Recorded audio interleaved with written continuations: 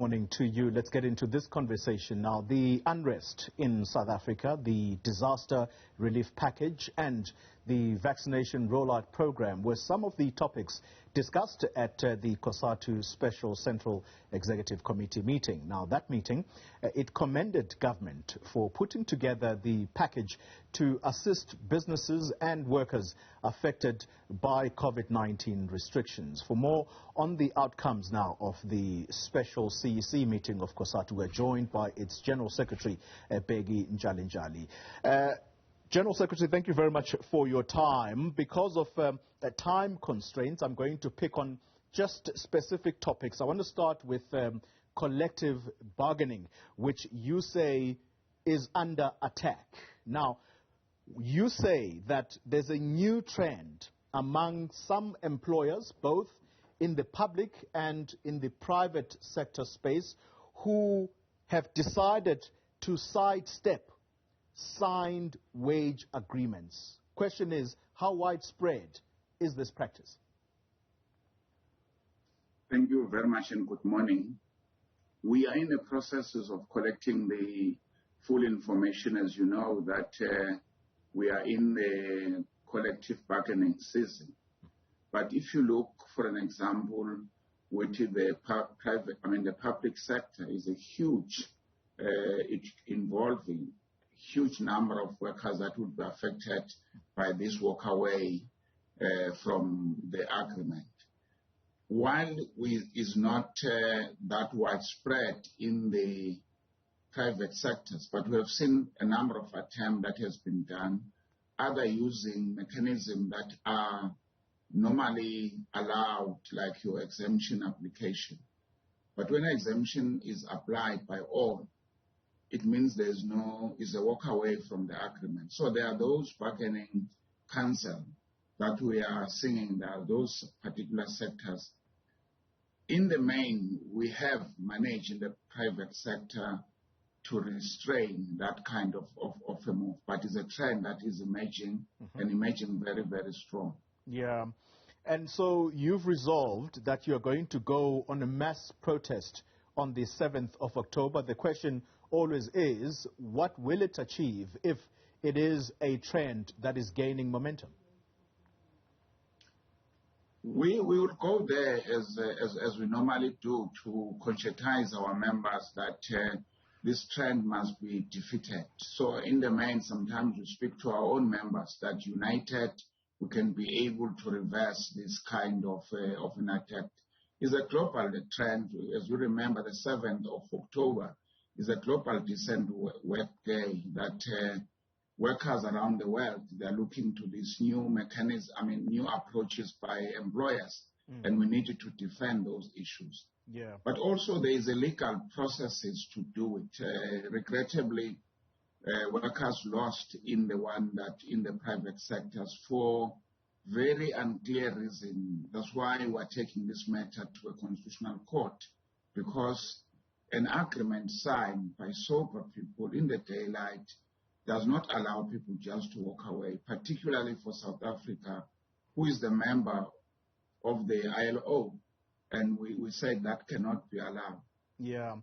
The trouble, though, General Secretary, particularly for your federation, is that there seems to be inconsistency among your affiliates on how to approach negotiations at the bargaining council specifically. And I'm referring to the recent wage agreement that was concluded in the public sector, where you have COSATU, which is a public sector union, alongside or standing in direct opposition to what NEHAW's position was.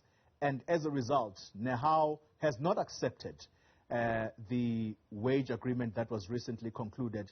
If anything, they are forced into it because the majority of unions have signed anyway. That's a conundrum for COSATU, is it not? There's always a challenge where unions are autonomous and unions are informed by their own members. If you look at the beginning of this round of negotiations, all unions in the public sectors, for the first time, they table joint proposals to management, and they walk a long way in trying to do these things. But when it comes to the final push where workers were now to decide what they do with the agreement, the mechanism that has been developed, of course, in the bargaining council by all unions was that if the agreement is signed by the majority, it means it has to be implemented. Yes, we are correct that when unions, particularly in one family, see things differently and it comes maybe to the public domain, it doesn't sound good. But efforts to talk to unions to find a way without disrespecting the mandate of their members is always been part of the COSATU tradition. Yeah. I want to discuss now the politics topic because it is among the topics that you did discuss at that CEC. And specifically under politics, you say that the adoption of the step-aside rule by the ANC's National Executive Committee marks, quote-unquote, a turning point in the party's moral authority, or should we say the erosion of the moral authority of the governing party. But some listening or reading that statement are going to say, what are you talking about? Because Xoli Mngambi, that's the health minister, he is still in office despite the mounting evidence of alleged corruption that may have taken place within his department. I think they might be correct if you look to the slowness and some of the people resisting to step aside. Remember, the resolution said you must voluntarily step aside. And secondly, then it says if you fail to do so, the authority, the executive or the NWC in the ANC should then put some actions against you in that way. So there will be always some interpretation, some resistance.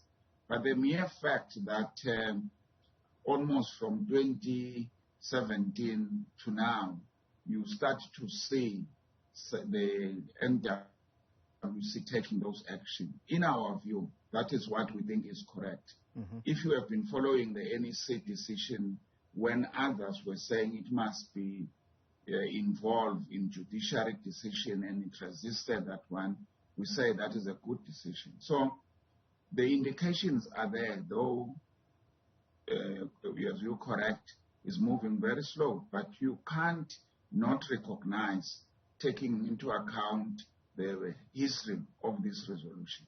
Yeah. You also do say, Mr.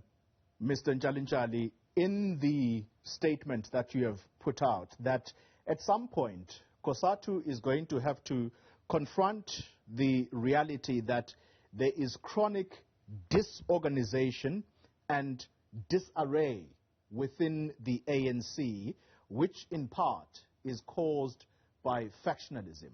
Might that be the reason then for inaction on the part of the president when a cabinet reshuffle clearly is begging for that decision to be taken right now? I think everybody can see sometimes the cautious movement by the president on what people may regard to be a clear route or indication that the president should take. And when the president takes some time, everybody raise the question why the president is not acting when the indicators are clear that this kind of action should be taken. So there's a guesswork that we think everyone is asking why the president is not moving.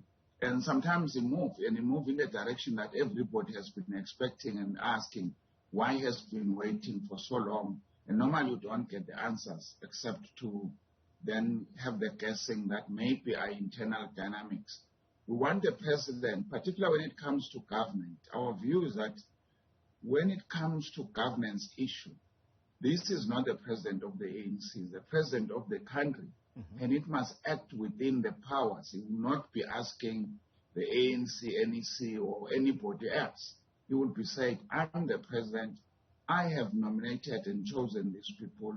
I got an agreement or performance agreement with them, and in that agreement, I think the question of a behavioral pattern of a minister should be key, and they should be moved. General Secretary, I'm out of time, but very quickly for me, what should be done about Xoli Mngambi right now? We don't know what the report says in the first instances. We think the NWC and the president should be acting, because all the indicators are that he's been charged. The resolution is said he must step aside, and I think he must do what is the honorable thing without judging him on those issues. But when you are tainted, and tainted so badly, I think the reasonable things to do is to step aside. COSATU General Secretary Bheki Ntshalintshali speaking to us there on the outcomes of their special meeting of the Central Executive Committee. Thanks indeed for your time. Well.